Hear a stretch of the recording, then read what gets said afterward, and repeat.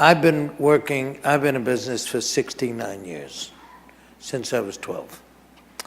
And every time, well, after the first dozen or so businesses, I realized that the only way to get ahead was to do things differently than the way it was being done.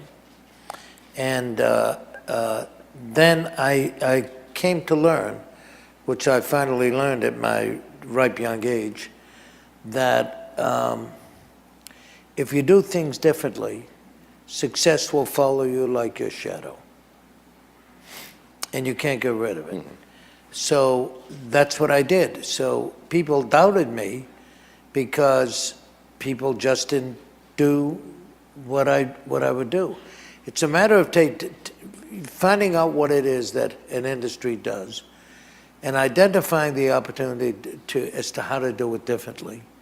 And then being enough of a risk taker to actually do it differently. Mm-hmm. So people doubted me because nobody thought of doing it the way that I did. And they were satisfied with the status quo, and I'm never satisfied with the status quo.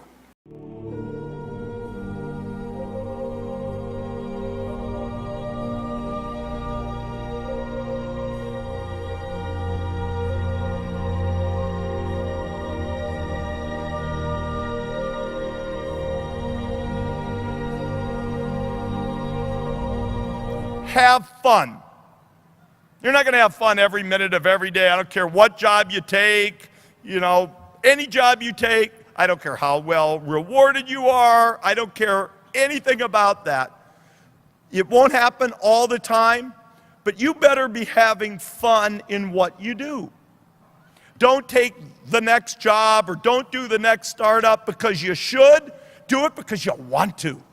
Because you can think of nothing better, more exciting, more energizing to get up every day and go do than whatever it is that you selected. Be patient and be be patient when you get the first signs that it's not fun, because time must be measured. Constantly be improving yourself, because only by improving yourself will you maybe find that next idea. I'm sure there are many people in this audience who'd like to do a startup, and yet the first law of doing a startup is you got to have an idea. But if you're having fun, if you're building capabilities, if you're treasuring your time, if you're building your muscle and being hardcore, the good ideas will come to you.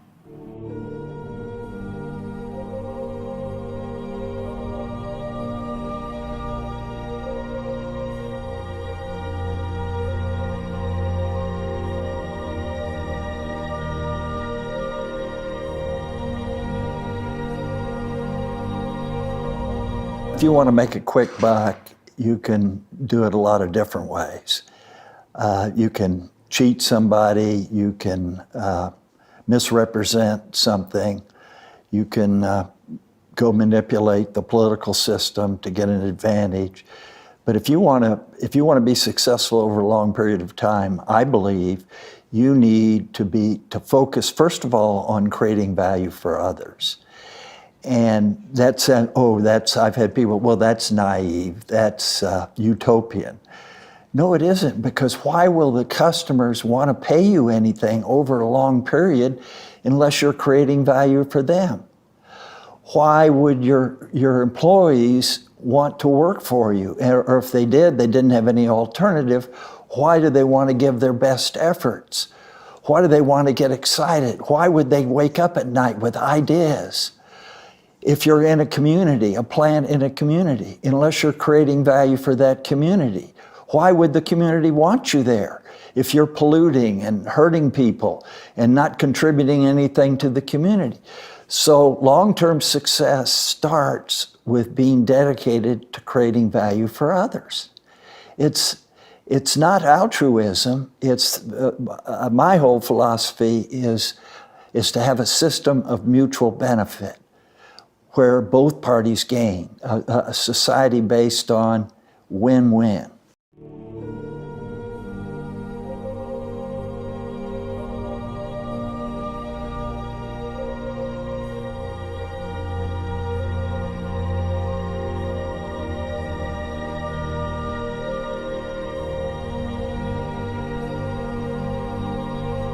If you want to be a winner, then compare yourself to the best and acknowledge that will never happen without hard work.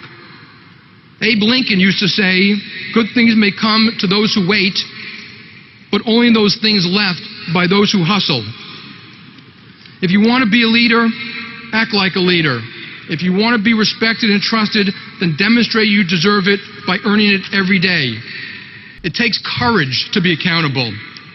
Throughout my life, throughout this crisis of the past few years, I have seen many people embarrass themselves by failing to stand up, being mealy-mouthed, and acting like lemons by simply going along with the pack. I also saw plenty of people under enormous pressure who always did the right thing. Graduates, you will soon leave this wonderful community and venture into a new world to get ready for new jobs, new opportunities, and new lives. Along the way, you're going to face a lot of pressure. Pressure to go along, to get along, to toe the line, to look the other way when you see things that aren't right, and pressure to do things simply because everybody else is doing them. Never give in to that pressure. Have the fortitude to do the right thing, not the easy thing. Don't be somebody's lapdog or sycophant. Have the courage to speak the truth, even when it is unpopular. And have the courage to put yourself on the line, to strive for something meaningful, and even to risk what would be an embarrassing failure. I think Teddy Roosevelt understood this nearly a century ago when he said, and I quote, "It is not the critic who counts, not the man who points out how the strong man stumbles, or where the doer deeds could have done them better. The credit belongs to the man, now the woman, who is actually in the arena, whose face is marred by dust and sweat and blood, who strives valiantly, who errs, who comes up short again and again, because there is no effort without erring and shortcoming, but who does actually strive to do the deeds, who knows great enthusiasms, the great devotions, who spends himself in a worthy cause, who at the best knows in the end of the triumph of high achievement, and who at the worst, if he fails, at least fails while daring greatly, so that his place shall never be with those cold and timid souls who know neither victory nor defeat."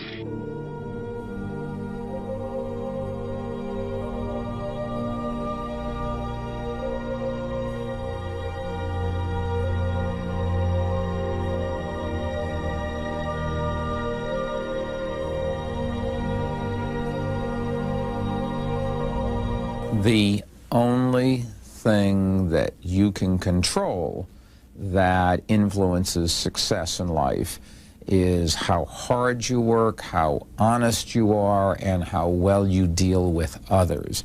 You can control those variables. You can't control how lucky you are, although the more you work, the luckier you get.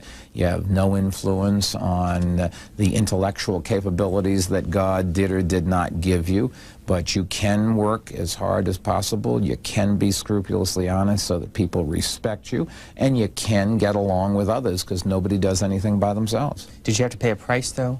You personally? Well, I think that everything is an either-or. There is a price in everything. You can study or you can go out and play. You can defer to others or you can try to hog the credit. You can be honest and suffer the consequences, or you can lie, cheat, and steal, and short-term maybe even advance. But long-term, you are better off if you work harder, you are better off if you're honest, and you are better off if you give others credit and get them to help you by helping them.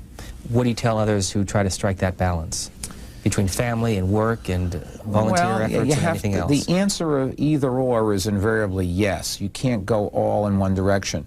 You cannot walk away from your family for your career. On the other hand, if you walk away from your career for your family, you're not going to have the money to support the family. And parents all the time are making those kinds of choices between career and family. They do some of both, and you try to blend the two, and that may not be the perfect answer, but that's a practical answer that I've always told young people when they go off to college. You have to study and you have to get good grades, but you certainly should have a good time as well, because that's part of your growing up experience, and there's no point in leading life to suffer all the time. You want to enjoy life as well as the next person. So it's some balance, some blend between the two.